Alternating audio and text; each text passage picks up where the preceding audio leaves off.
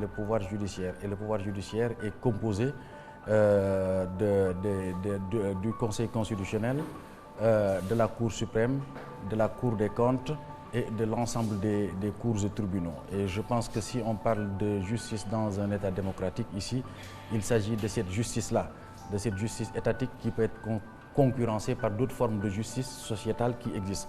Mais en fait, dans le cas de l'État de droit, c'est cette justice-là qui s'impose aux citoyens, aux individus, aux particuliers globalement. Rendre la justice avec rigueur, dignité ou encore humanité, telles sont les missions dévolues à l'institution judiciaire. Des missions qui la placent au cœur des institutions régaliennes de l'État. Encore désigné sous l'appellation de pouvoir judiciaire, le secteur qui regroupe plusieurs professions contribue au respect des principes de légalité et d'égalité des sujets de droit. Il fait de l'administration de la justice la pierre angulaire de ses actions. La démocratie tire l'une de ses forces d'organisation de cette institution au sein de laquelle interviennent plusieurs acteurs. On a vu récemment les développements récents de l'actualité politique a mis en avant ce secteur qui est confronté, comme beaucoup de gens le pensent, à des défis. Mais il faut dire que c'est à des défis, à de très grands défis. Et je pense que c'est l'idée qui a voulu que cette réforme ait lieu, ou bien que le débat sur la réforme de ce secteur-là ait lieu. Quand on parle de la justice, il faut faire une dichotomie. D'abord la justice en tant que pouvoir judiciaire, mais aussi d'autre part la justice en tant que service public de la justice. Au plan interne, le secteur est parfois en ébullition avec des mouvements de protestation déclenchés par certains de ses acteurs, comme le syndicat des travailleurs de la justice. Les membres de ce cadre assurent le service public à côté de l'exercice du pouvoir de la justice. Des grèves répétitives ces dernières années, dont un mouvement de 70 jours il y a quelques mois, rendent compte des immenses défis auxquels il est confronté. D'année en année, ses membres égrènent de longs chapelets de doléances destinés au pouvoir public dans une perspective de réforme et de modernisation de leur secteur. La principale préoccupation actuellement, c'est la réforme statutaire des travailleurs qui a été entreprise au bénéfice des travailleurs de la justice. Cette réforme, principalement, consacrait le passage des greffiers à la hiérarchie A2 et le reclassement du personnel du ministère de la Justice dans un nouveau corps des assistants des greffes et parquets. Mais depuis 2019, date à laquelle, ou année à laquelle cette réforme a été entreprise, la mise en œuvre n'est pas encore effective. Les greffiers, le corps des greffiers est à la hiérarchie A2, mais les greffiers sont toujours au niveau de la hiérarchie B2. Prenons l'exemple du tribunal du commerce, qui regroupe l'essentiel du contentieux des affaires. Il faut se déplacer au tribunal du commerce pour voir la salle d'audience du tribunal du commerce, qui est un garage pour se rendre compte que notre justice n'est pas digne de cela. C'est indigne du Sénégal, la salle d'audience du tribunal du commerce. Je pense que l'État du Sénégal doit prendre à bras le corps, heureusement qu'il y a un nouveau régime, pour régler cette situation-là. Dans sa globalité, mais surtout dans l'exercice du pouvoir de la justice, le secteur fait face à d'énormes problèmes de perception et au-delà de jugements parfois négatifs qui en résultent.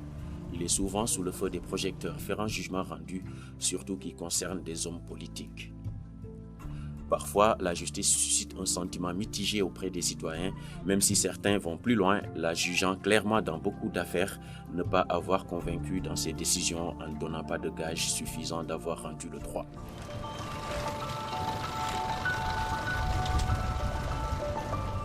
Imaginez ñoom ñu ne ñu ngi topp ay nit ñu jàpp néew di doole bi bàyyi ka xam ne tamit moom mu ngi toog biram ngir lan ngir parce que autorité la. Ce qu'on attend de la justice, c'est qu'elle soit à équidistance du pouvoir et du peuple. Qu'elle rende la justice telle qu'elle doit être rendue, c'est-à-dire neutre, ni pour le pouvoir, ni pour les autres, mais que ça soit une justice qui soit vraiment pour les justiciables.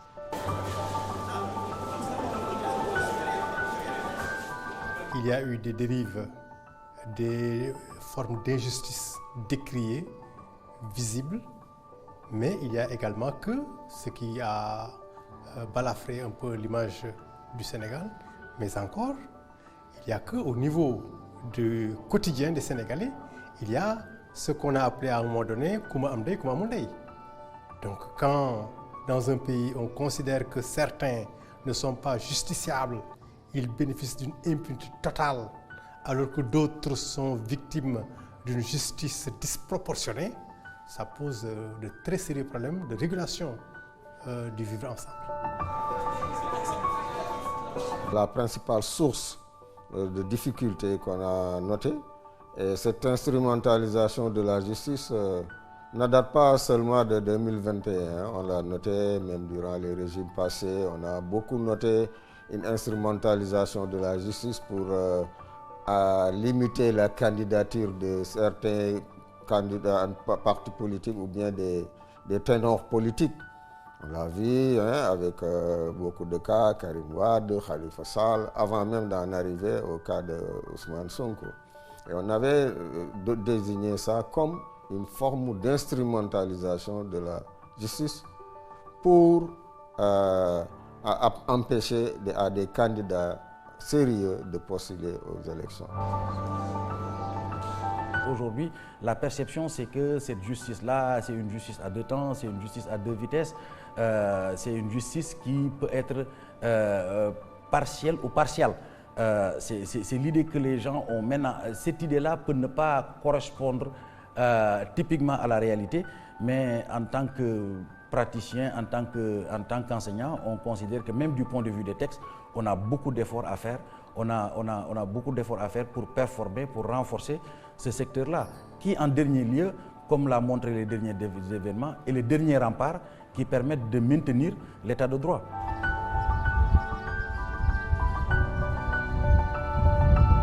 Vous prenez par exemple le nombre de magistrats. Nous sommes en déficit par rapport à beaucoup de pays avec qui nous sommes à égalité en matière de population. Vous prenez les greffiers, ils vous diront nous sommes en sous-nombre. Vous prenez les notaires, nous sommes à environ 50 notaires ou un peu moins. Les huissiers de justice, même chose pour une population de 18 millions d'habitants. Les avocats, n'en parlons pas. Si nous prenons les avocats par exemple, on peut dire qu'ils sont à 300 et quelques pour 18 millions d'habitants, beaucoup moins que les magistrats. Or, vous ne pouvez pas construire une société démocratique où les droits sont bien défendus si vous n'avez pas assez de défendeurs. Beaucoup de difficultés à appréhender positivement les signaux émis dans l'administration de la justice sont relevés par divers acteurs ou de simples citoyens. Un ensemble de tares congénitales au système judiciaire est pointé du doigt sur différents contextes en termes aussi bien de textes que de comportements et de libertés. Certains vont même plus loin en dénonçant les pouvoirs exorbitants du procureur. Il n'est pas admissible dans un état de droit moderne que le procureur, autorité de poursuite, puisse poursuivre et décerner un mandat de dépôt. D'où la nécessité de créer un juge des libertés et de la détention. Le procureur n'a pas pour vocation de placer quelqu'un sous mandat de dépôt. C'est complètement archaïque, c'est dépassé. C'est un abus d'autorité. Il faut réformer cela. Le procureur doit poursuivre et le procureur doit avoir les moyens de poursuivre. Mais pas de placer sous mandat de dépôt. Maintenant, le procureur peut requérir le placement sous mandat de dépôt. Mais il faut créer un juge des libertés et de la détention, qui est un magistrat indépendant, qui va apprécier souverainement est-ce que la demande du procureur est fondée, oui ou non, dans un débat contradictoire.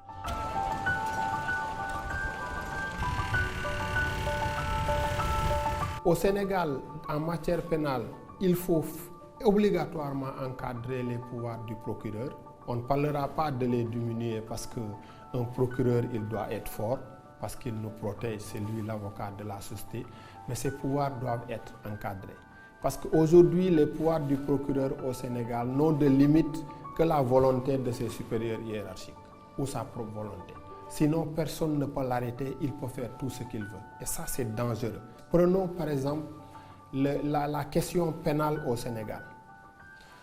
Le code pénal du Sénégal a été en réalité rédigé et voté après la crise de 1962.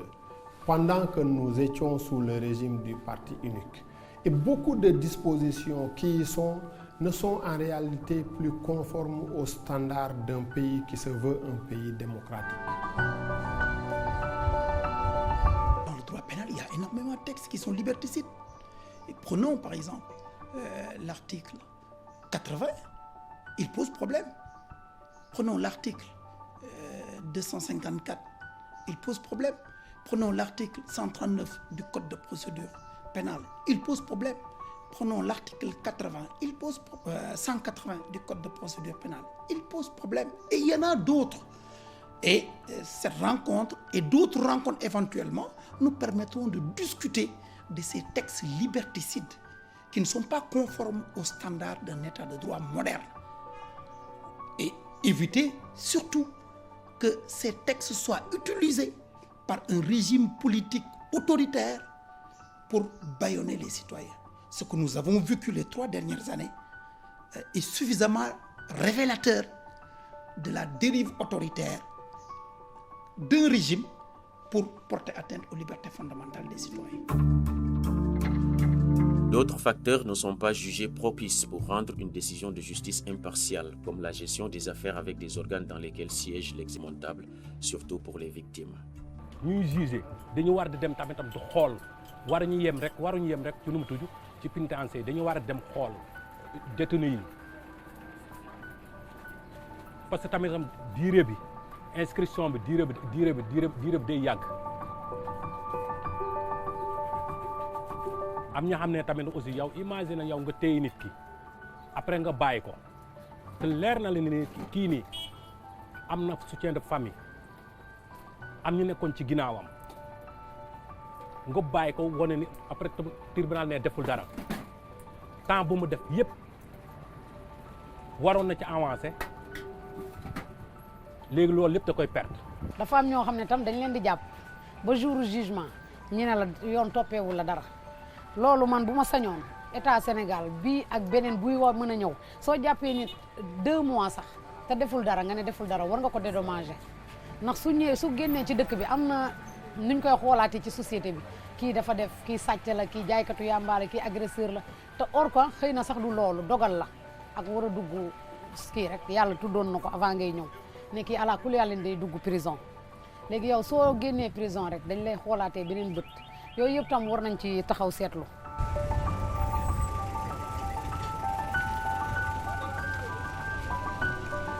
On peut voir au Sénégal des gens qui sont détenus depuis des années sans être jugés, alors que l'instruction est terminée depuis longtemps et qui sont en attente de jugement. Ça, on l'a déploré. Mais durant ces 3 années, effectivement, cela a été motivé pour des raisons politiques.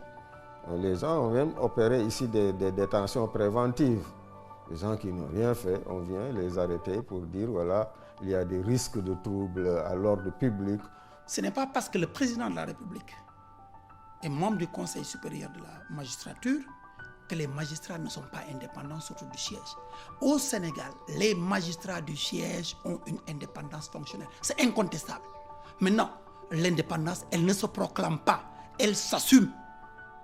L'indépendance, au-delà des questions de texte, est une question de vertu et de valeur personnelle. Il appartient aux magistrats du siège de prendre leurs responsabilités.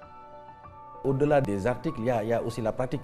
Je pense qu'il y a un certain nombre de pratiques qui existent dans le secteur de la justice et aujourd'hui qui sont fortement décriées. Ce sont les retours de parquet qui, jusqu'à plus en plus informés, ne bénéficient pas de base légale. En termes de disposition, aujourd'hui, par exemple, la composition du Conseil constitutionnel est une des problématiques. Malgré les failles reconnues dans l'ensemble des instruments mis en œuvre, certains s'acquittent de leur travail avec rigueur et sans parti pris. On a vu durant les événements politico-judiciaires, 2 magistrats du siège ont pris leurs responsabilités dans une période de haute tension. À Ziguinchor, on a vu un président du tribunal d'instance prendre ses responsabilités et rendre une décision malgré toute la pression. C'est pour dire que les magistrats ont les moyens textuels pour être indépendants. Le problème, c'est d'assumer. Un magistrat du tribunal d'instance de Ziguinchor dans une période de haute tension politique ou politico-judiciaire a pris ses responsabilités à rendre une décision. Au tribunal d'instance de Dakar, un magistrat également dans une période de haute tension, toujours c'est la même période, a pris ses responsabilités, a rendu une décision librement. Donc les magistrats du siège sont libres. Le parquet qui dépend hiérarchiquement de la chancellerie, du pouvoir politique, qui pose problème fondamentalement. Parce que le parquet sénégalais a énormément de pouvoir, a des pouvoirs exorbitants qu'il faut revoir, il faut rééquilibrer les pouvoirs du parquet pour qu'il soit conforme à un état de droit moderne.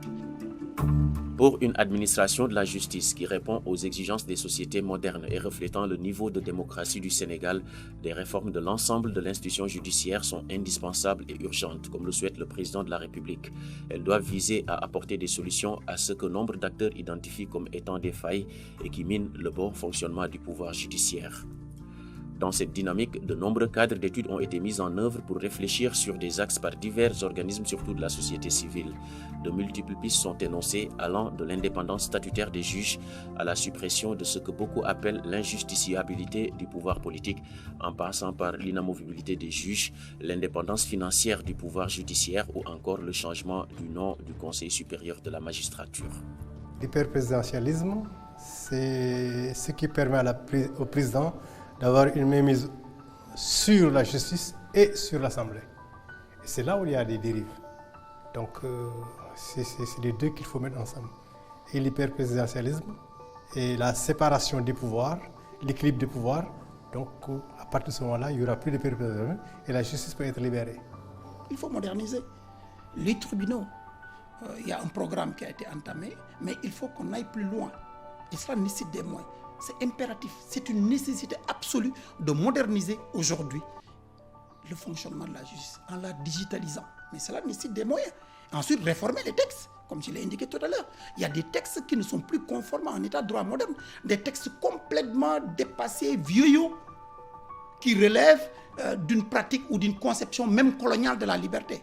N'oublions pas que notre texte de droit pénal date de 1965, automatiquement, immédiatement après les indépendances. Donc, notre code pénal et notre code de procédure pénale est un vestige du droit colonial. Donc, il faudrait que ce texte soit revu de fond en comble pour nous permettre d'avoir un texte de droit pénal, un texte de procédure pénale conforme aux standards internationaux. Il faut parler maintenant de la modernisation du service public de la justice. Nous sommes à l'heure de la numérisation, nous sommes à l'heure de la dématérialisation.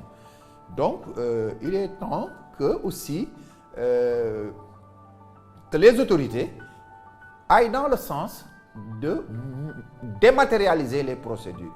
Pour rendre la justice beaucoup plus performante, il faut aller dans deux sens. Le premier, c'est l'indépendance de la justice.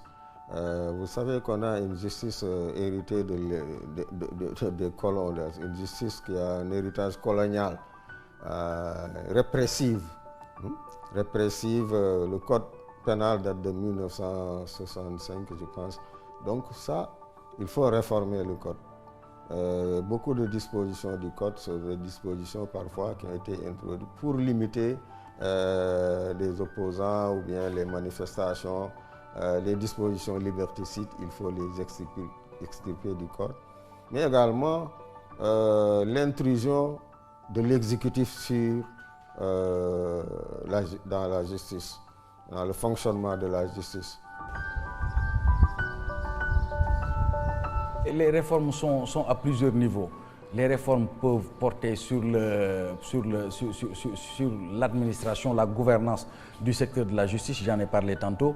Les réformes peuvent porter sur, par exemple, les textes qui régissent pas la justice, mais l'administration du contentieux. Je veux parler du code de procédure pénale et du code pénal. Aujourd'hui, il y a certaines dispositions, par exemple, qui est l'article 159 du code pénal, exige que, par exemple, pour certaines infractions, le fait de mettre systématiquement la personne sous mandat de dépôt. Il est nécessaire, impératif même, qu'on puisse rééquilibrer, qu'on puisse aller vers un état de droit, là où tous les hommes sont égaux devant la loi, là où tous les hommes sont assujettis au respect de la loi. Et donc, à partir de ce moment-là, évidemment, c'est très important qu'on puisse réformer la justice, qu'on puisse aller non seulement vers le rééquilibrage des pouvoirs, parce que, comme disait l'autre, c'est le pouvoir qui arrête le pouvoir. Lorsque dans un pays, un pouvoir ne peut pas arrêter un autre, évidemment, il y a forcément des dérives. Mais d'autre part, il faut qu'il y ait entre les citoyens une justice à la fois distributive, une justice qui permette évidemment l'équité dans la société et qui permette à tous de vivre tranquilles, parce que les relations dans le vivre ensemble.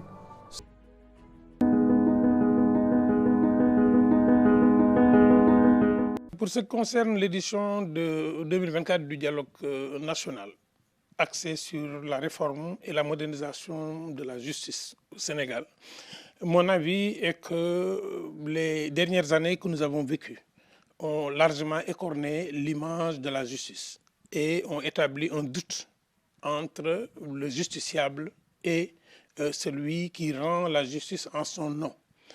Des heurts ont éclaté entre des avocats et des juges. Des heurts ont éclaté entre des greffiers et des juges.